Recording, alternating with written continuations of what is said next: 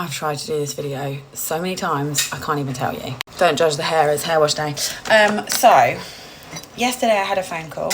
It was a phone call I had been waiting for. It was meant to be on Wednesday, but they rang me early because they had a slot come up. Since Jaden was 3-4 years old and he had his statement done, which back in the day were called statements, they're called EHCPs now, I have always managed his behaviours and I don't want to say behaviours like it's bad behaviour, but managed his emotional regulating, all that sort of stuff in a particular way because we were always led to believe that he was Asperger's. Again, back in the day, it was Asperger's and autism. Now it's all under one umbrella. Because he had his diagnosis of a severe delay in speech, language and communication when he was about 4, I had so much support, one-to-one support for him at primary school.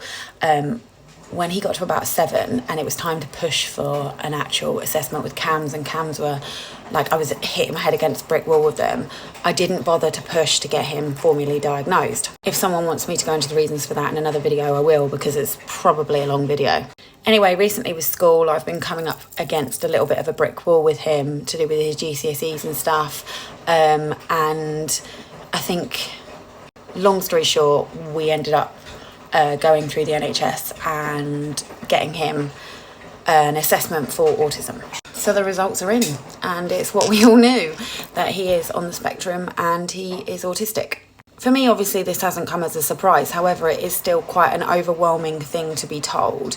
I haven't got the full report back yet. I'm waiting for that to be emailed to me and obviously to be sent off to the doctors. It has also sprung up some other things that he may need to be assessed for. I partly feel really guilty that I didn't push for this when he was younger. I think there was just so much going on. I could use so many excuses, but I do feel guilty and I do have mum guilt there. However, I'm going to try not to dwell on that and dwell on the past and just push forward now and make sure he is getting every single essential thing that he does need, which I was doing anyway as such, which is why it pushed for me to get the diagnosis.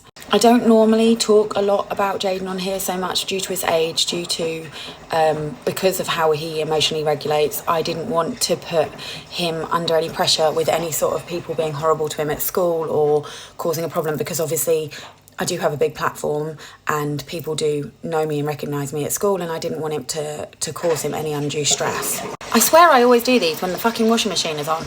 But I guess I just wanted to share where I'm at with it, where my head's at, and where millions of other parents must go to when they get a formal diagnosis of something that they've known a long time about their child, but they actually get it in writing, told to them, etc. But this has obviously been something that's been going on in the background for the last, like, God knows how many months, to get to this point, to have the assessment. So it's, I feel overwhelmed a little bit, which is silly really, because I knew it all along anyway. And that's how I've always treated Jaden. It makes no difference to my relationship with him or who he is as a person. It just means there's more clarity there. Do you know what I mean?